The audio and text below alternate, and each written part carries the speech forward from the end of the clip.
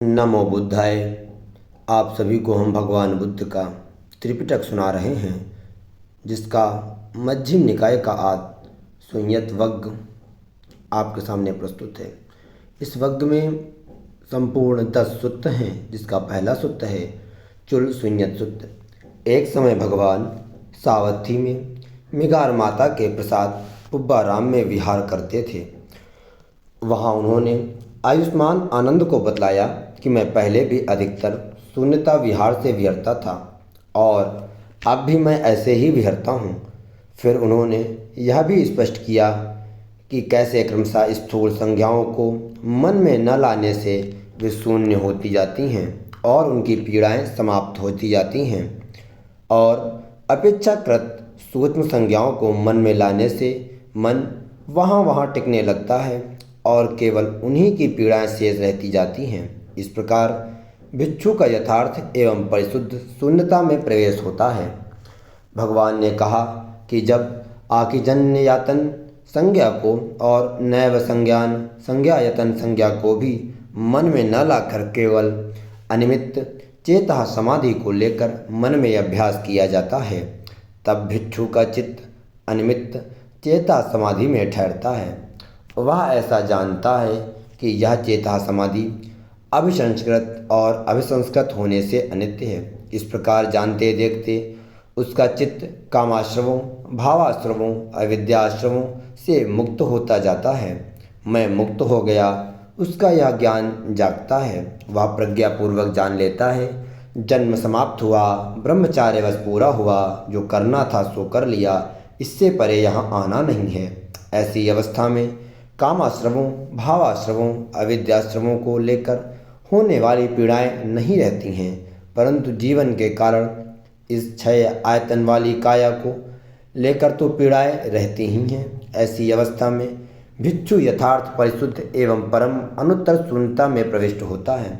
अंत में भगवान ने कहा कि तीनों कालों में श्रमणों अथवा ब्राह्मणों के लिए यही परम अनुत्तर शून्यता विहार है। अतः परिशुद्ध परम अनुत्तर शून्यता का प्राप्त कर विहरूंगा, यह सीखना चाहिए।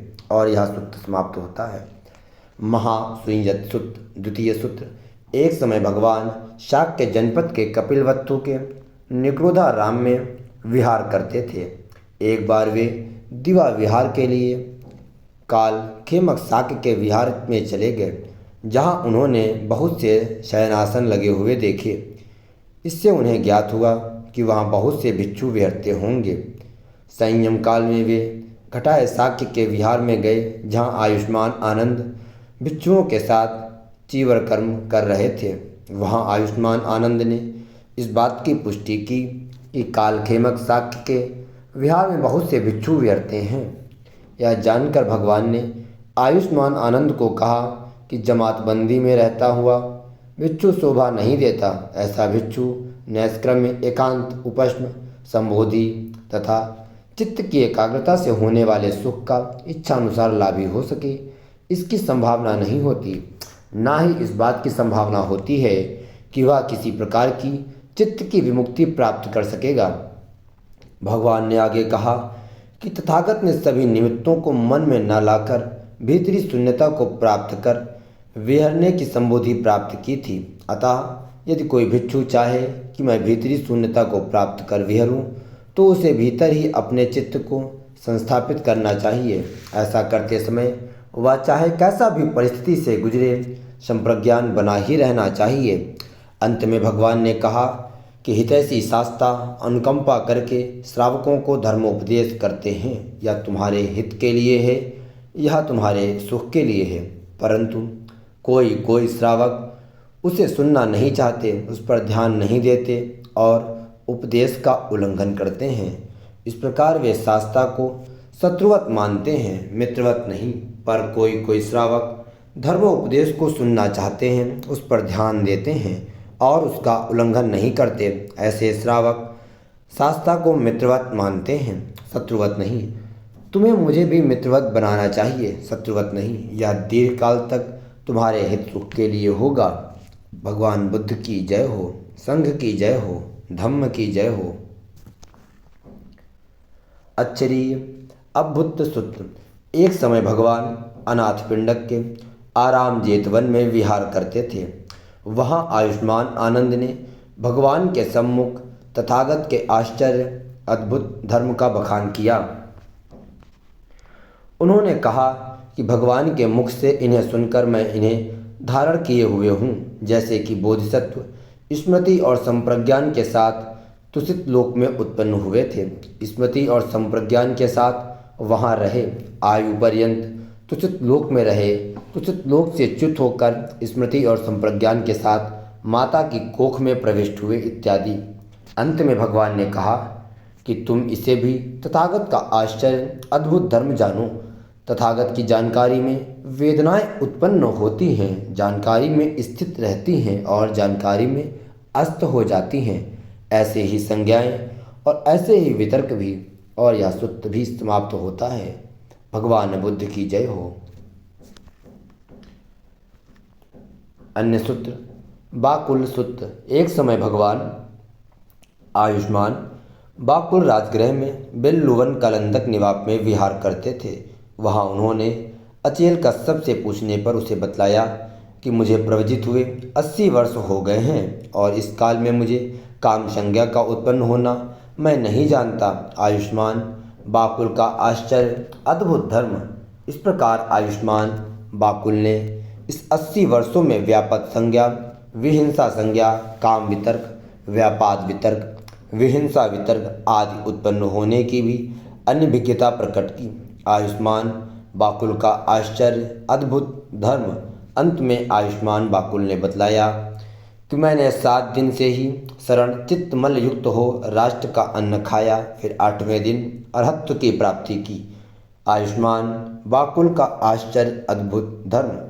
फिर अचेल कश्यप ने इस धर्म विनय में प्रविद्या उपसंपदा पाने की कामना व्यक्त की और इन्हें पाकर थोड़े ही समय बाद वे अरहंत हो गए। एक दिन आयुष्मान बाकुल ने घोषणा की कि आज मेरा परिनिर्वाण होगा। आयुष्मान बाकुल भिक्षु संघ के बीच बैठे बैठे परिनिर्वाण को प्राप्त हुए। आयुष्मान का आश्चर्य अद्भुत धर्म और यह सूत्र भी समाप्त होता है। बाकुल भिक्षु की जय हो। दंत भूमिय सूत्र। एक समय भगवान राजगृह में वेल्लुवन कलंदक निवाप में विहार करते थे। उस समय अचिरवत नाम का श्रामणेर अरण्य कुटी में विहरता था। उस समय जयसेन राजकुमार ने श्रामणेर के पास जा उसे इस विषय पर धर्मोपदेश देने के लिए कहा कि भिक्षु प्रमाद रहित उद्योगी संयमी हो विहरते चित्त की एकाग्रता को कैसे प्राप्त होता है। श्रामणेर ने धर्मोपदेश दिया, परंतु राजकुमार ऐसा नहीं हो सकता, यह कहकर वहाँ से चला गया। तब श्रामणेर ने भगवान के पास जाकर उन्हें यह बात बतलाई। इस पर उन्होंने कहा कि जो नैष्कर्म्य से ज्ञातव्य, द्रष्टव्य, प्राप्तव्य और साक्षात्कार के योग्य है, उसे काम भोगों के मध्य बसता, कामों को भोगता, काम वितर्कों से खाया जाता हुआ, कामधाम में जलाया जाता हुआ, कामों की खोज के लिए उत्सुक राजकुमार जान पाए, देख पाए, ऐसा नहीं हो सकता। फिर भगवान ने हस्ती दमक द्वारा राजा के कहने पर जंगली हाथी को दांत विनीत बनाए जाने की उपमा देते हुए यह बतलाया कि कैसे 5 काम गुणों से आसक्त व्यक्ति को तथागत दांत विनीत बनाते हैं। जय सेवा शनय शनय उस अवस्था पर जा पहुँचता है जहाँ उसे यह ज्ञान जागता है, मैं मुक्त हो गया, और वह प्रज्ञापूर्वक यह जान लेता है जन्म समाप्त हुआ, ब्रह्मचार्य वर्ष पूरा हुआ, जो करना था सो कर लिया, इससे परे यहाँ आना नहीं है।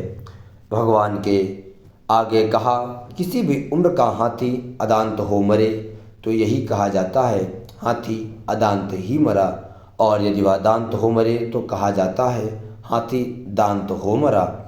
ऐसे ही किसी भिक्षु, किसी भी उम्र का भिक्षु छिड़ाश्रव अरहत हुए बिना मरे तो यह यही कहा जाता है भिक्षु ने अदांत मृत्यु पाई है, और यदि वह छिड़ाश्रव होकर प्राण छोड़े तो कहा जाता है भिक्षु ने दांत हो प्राण छोड़े। और यह सूत्र भी समाप्त हुआ है। आप सभी दांत युक्त होकर के जीवन का त्याग करें, हमारी यही कामना है। भूमिज सूत्र। एक समय भगवान राजगृह में वेल्लुवन कलंदक निवाप में विहार करते थे। उस समय आयुष्मान भूमिज जयसेन राजकुमार के घर गए। वहाँ राजकुमार ने आयुष्मान भूमिज से कहा, कोई कोई श्रमण ब्राह्मण यह मानते हैं कि यदि कोई आशा करके अथवा अनाशा करके अथवा आशा अनाशा करके अथवा न आशा न अनाशा करके ब्रह्मचार्य व्रत करता है तो वह फल पाने के अयोग्य होता है। इस बारे में आपके शास्त्र का क्या कहना है? इस पर आयुष्मान भूमिज ने कहा, मैंने भगवान के मुख से यह नहीं सुना, पर यह संभव है कि वह ऐसे व्याख्यान करे कि आशा करके अथवा अनाशा करके अथवा आशा अनाशा करके अथवा न आशा न अनाशा करके भी यदि कोई अयोनिस कार्य कारक मन में ध्यान न रखते हुए ब्रह्मचार्य वश करता है तो वह फल पाने के अयोग्य होता है, पर यदि योनिसा ब्रह्मचार्य वश करता है तो वह फल पाने के योग्य हो जाता है। यह सुनकर जयसेन राजकुमार कहने लगे, यदि आपके शास्त्र का यह आख्यान है तो वह सभी श्रमणों ब्राह्मणों को मात देने वाला है। बाद में आयुष्मान भूमिज ने भगवान को यह सारा वृतांत कह सुनाया और पूछा कि क्या वैसा उत्तर देकर मैंने भगवान पर असत्य कहने का आरोप तो नहीं लगाया? भगवान ने उनके कथन को युक्त ठहराया और यह भी कहा कि जो श्रमण ब्राह्मण मिथ्या दृष्टि, मिथ्या संकल्प, मिथ्या वचन, मिथ्या कर्मांत, मिथ्या आजीव, मिथ्या व्यायाम, मिथ्या स्मृति, मिथ्या समाधि वाले हैं, वे आशा करके अथवा अनाशा करके अथवा आशा अनाशा करके अथवा न आशा न अनाशा करके यदि ब्रह्मचार्य वश करते हैं तो वे भी फल पाने के अयोग्य होते हैं। ऐसा इसलिए क्योंकि यह फल प्राप्त करने की विधि नहीं है। आपने कहा का आशय स्पष्ट करने के लिए भगवान ने 4 सुंदर उपमाएं भी सुनाई और यह सूत्र समाप्त होता है। अनिरुद्ध सूत्र। एक समय भगवान सावत्ती में अनाथ पिंडक के आराम जेतवन में विहार करते थे। उस समय पंचेंग स्तंभ पापित में आयुष्मान अनिरुद्ध को अपने यहाँ आमंत्रित कर उनसे अप्रमाण चेतो विमुक्ति तथा महग्धता चेतो विमुक्ति के बारे में यह जानना चाहा कि 2 धर्म भिन्न अर्थ वाले भिन्न व्यंजन वाले हैं और यह एक अर्थ वाले और केवल एक ही व्यंजन ही नाना है। इस पर आयुष्मान अनिरुद्ध ने कहा कि दोनों धर्म नाना अर्थ वाले और नाना व्यंजन वाले हैं। अप्रमाणा चेतो विमुक्ति तब होती है जब कोई भिक्षु मैत्री युक्त चित्त से एक एक करके सारी दिशाओं को परिपूर्ण कर विपुल प्रमाण रहित वैर रहित द्वेष रहित चित्त से सारे लोक को व्याप्त कर विहरता है और फिर ऐसे ही क्रमशः करुणा मुदिता तथा उपेक्षा युक्त चित्त से विहरता है।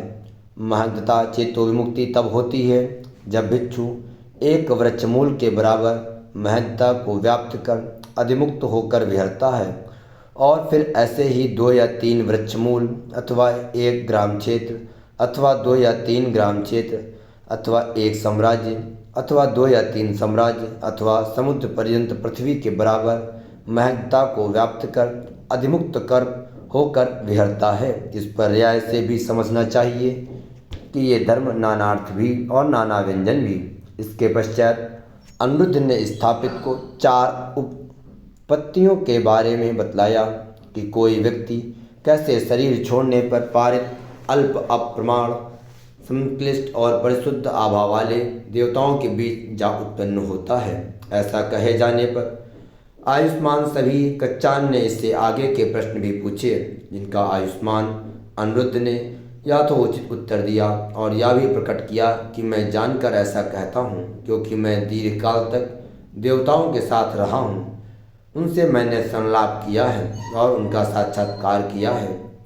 आयुष्मान सत्यान की जय हो, धम्म की जय हो। उपक्लेश सूत्र। एक समय भगवान कौशंबी के घोषित राम में विहार करते थे। उस समय कौशंबी में भिक्षु आपस में कलह एवं विवाद करते थे। भगवान ने उन्हें ऐसा न करने की सीख दी। परंतु यह बात उनकी समझ में न आई। इस पर भगवान ने कौसंबी में बाल कलोड़कार ग्राम होते हुए पांचीन वंशदाय चले गए, जहाँ आयुष्मान अनिरुद्ध, आयुष्मान नंदी और आयुष्मान किमिल विहार करते थे। वहाँ भगवान द्वारा आयुष्मानों का कुशल क्षेम आदि पूछे जाने पर उन्होंने बतलाया कि हमारा निर्वाह भली प्रकार हो रहा है। हम एकजुट होकर मोद भरे चित्त से बिना विवाद किए दूध पानी के मिश्रण के समान एक दूसरे को प्यार भरी दृष्टि से देखते हुए विहार करते हैं। हमारे शरीर अलग अलग हैं पर चित्त एक है। तत्पश्चात आयुष्मानों ने भगवान से यह जानना चाहा कि हमें ध्यान करते समय आवभाव को और रूपों के दर्शन होते हैं, परंतु ये जल्दी ही अंतर्धान हो जाते हैं, इसका क्या कारण है। इस पर भगवान ने कहा कि संबोधि प्राप्त करने से पहले मुझे भी ऐसा ही होता था, परंतु इसका कारण खोजने पर मुझे मालूम हुआ कि इसके हेतु हैं विचिकित्सा, अमन शिकार, स्त्यानमृद, स्तंभित्व, भय से जड़ीभूत होना, उत्पीड़ा, धूस्थौल्य, फूहड़पना, अत्यधिक अभ्यास, अत्यल्प अभ्यास, अभिजल्प, नानात्व संज्ञा तथा अतिनिध्यायतित्व, अत्यधिक ध्यान लगाना। तब मैंने इन्हें चित्त के उपक्लेश जानकर इनको छोड़ दिया। इसके बाद प्रमाद रहित निरालस संयमी होकर विहार करने में अवभास को जानता और रूपों को नहीं देखता था, रूपों को देखता और अवभास को नहीं पहचानता था कि केवल रात है या केवल दिन या केवल रात दिन। फिर मैंने इसका भी कारण खोज लिया। भगवान ने कहा कि मेरे चित्त के उपक्लेश छूट जाने पर मैं जिस प्रकार से समाधि भावना करने लगा, उससे मुझे ज्ञान दर्शन हुआ और मेरे चित्त की विमुक्ति अचल हो गई। यह अंतिम जन्म है, अब कोई नया भव नहीं है। भगवान बुद्ध की जय हो, धम्म की जय हो, संघ की जय हो। बाल पंडित सुत। एक समय भगवान सावत्थी में अनाथ पिंडक के आराम जेतवन में विहार करते थे। वहाँ उन्होंने भिक्षुओं को मूर्ख के 3 लक्षण बतलाए। दुश्चिंतित की चिंता करने वाला, दुर्भाषित को बोलने वाला, दुष्कृत कर्म करने वाला। फिर यह बतलाया कि वह इसी जन्म में कितने प्रकार के दुख दौर्मनस अनुभव करता है और शरीर छोड़ने पर नरक में उत्पन्न होता है। नरक में जितना दुख उसकी उपमा देना आसान नहीं है।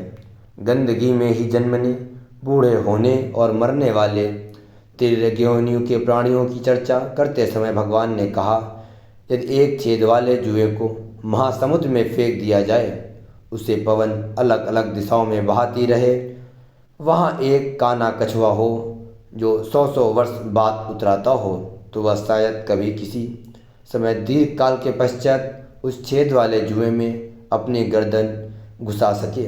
इसमें जितना समय लगता है उससे कहीं अधिक समय एक बार पतित हुए मूर्ख को फिर मनुष्यत्व की प्राप्ति में लगेगा। कारण तिर्यग्योनि में धर्मचर्या, समचर्या, कुशल क्रिया, पुण्य क्रिया का अभाव रहता है। यहाँ एक दूसरे के भक्षक ही रहते हैं।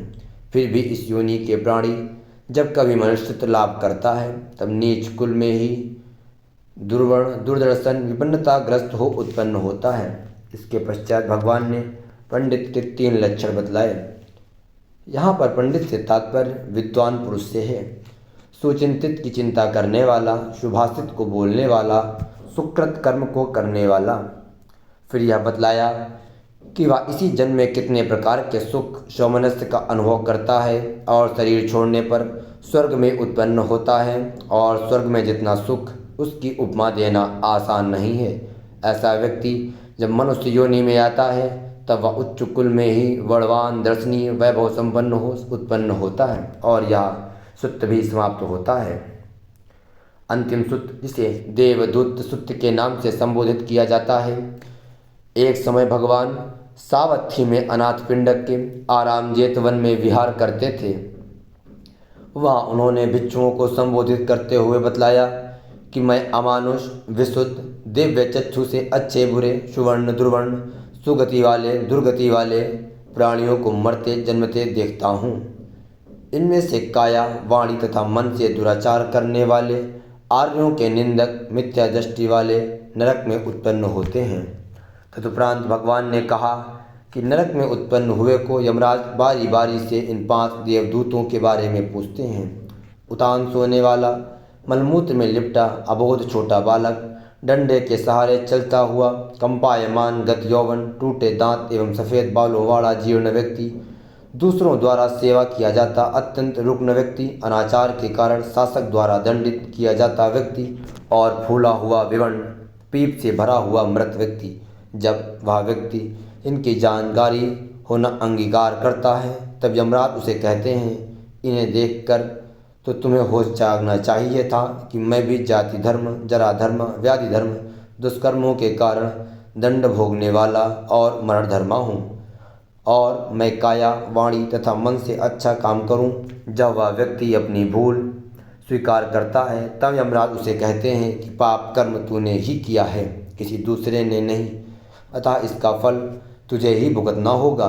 तत्पश्चात यमदूत उस व्यक्ति को पंच विधबंधन नाम की यातना देते हैं, जिससे उसे अति दुखद वेदना अनुभव होती है। फिर नरक और नारकीय यातनाओं का विशद वर्णन मिलता है। अंत में भगवान ने अपनी स्वयं की जानकारी के आधार पर कहा कि पूर्व काल में यमराज को ऐसा हुआ था कि संसार में अकुशल कर्म करने वाले इस प्रकार की यातनाएं पाते हैं। अहो, मैं मनुष्यत्व को प्राप्त हूँ और लोक में तथागत अरहत सम्यक संबुद्ध उत्पन्न होवें, मैं उनकी पारी उपासना करूँ और मुझे धर्म सिखाएं और मैं धर्म को भली प्रकार समझूं।